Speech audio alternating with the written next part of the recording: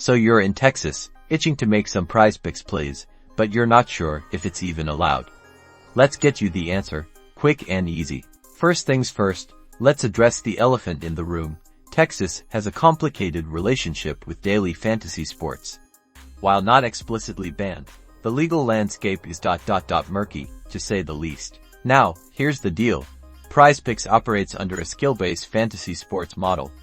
This means they argue they're not traditional sports betting, which is heavily restricted in Texas. Unfortunately, as of right now, Prizepicks does not allow users to make entries in Texas. Prizepicks has discontinued their services in the state.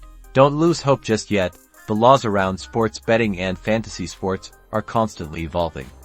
It's possible that Prizepicks or similar platforms could return to Texas in the future. In the meantime, explore other daily fantasy sports platforms that are currently available in Texas.